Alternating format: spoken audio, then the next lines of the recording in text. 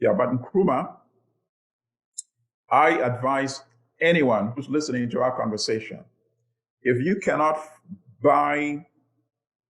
buy books and you think it's worth spending money to buy books, then one of the books you must buy is Neo-Colonialism, the last stage of imperialism.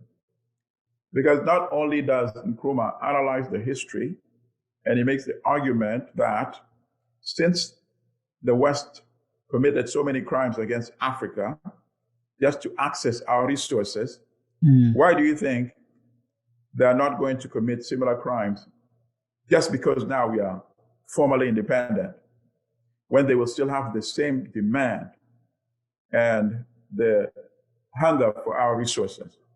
So what must we do? We have to create a United States of Africa, because that's the only way we can protect our resources, regardless of any differences we may have politically. If we can't protect our resources, we will never be able to use our resources to build the African continent. And the book is so analytical, but written in a very plain language. So he looks at East Africa. He says, look at the resources they have in East Africa. Look at the resources we have in West Africa.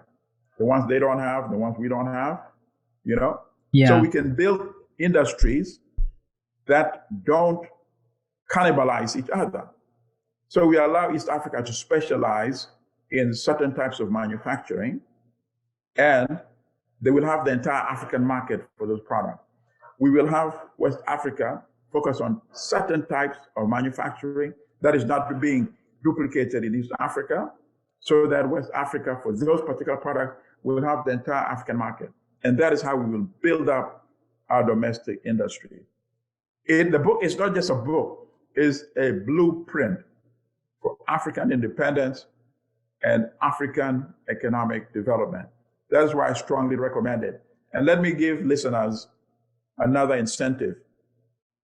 If you're not yet sure whether you want to purchase this book, go on Google and search for the introduction. Put introduction to Neo-Colonialism, the last stage of imperialism, and then put PDF. And the PDF version will pop up, not of the entire book, but of the introduction. For the introduction. The introduction is amazing. After you read the introduction, and if you still don't buy that book, then I think you have a problem. Yes. So if anyone is listening, please go ahead and take a look at the book Neo-Colonialism, the last stage of imperialism, written by Kwame Nkurumah himself. And I think we are so fortunate that we still have the opportunity to read what this man was thinking. Right? Because if you speak about the pioneers in the African continent of having, the United States of Africa, you can't leave him out, because he was among the individuals who played a huge role in that, right? And also speaking about him saying that without uniting, we cannot survive. I mean, he also say that, we won't be able to survive their appetite for our resources, and they will use one of us to undermine the other, right? And I think it's exactly what they've been doing, right? And even using military intervention, right? And we have seen... a lot is happening right now. I think it's in Mali, if I'm not mistaken, right? Right. Where we have the friends in there, right? So I think it's good that, we still have the opportunity to be able to read what this man was thinking.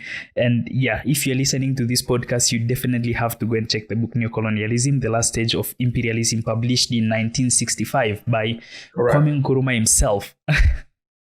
That's nice. And Nkurumah paid a price for that, by the way.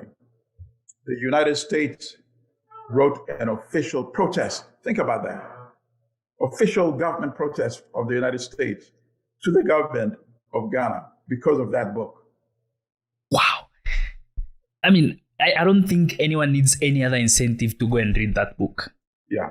And withdrew $25 million in assistance that had already been committed to Ghana. So I want somebody to look up what is the value of $25 million today, $25 million in 1965.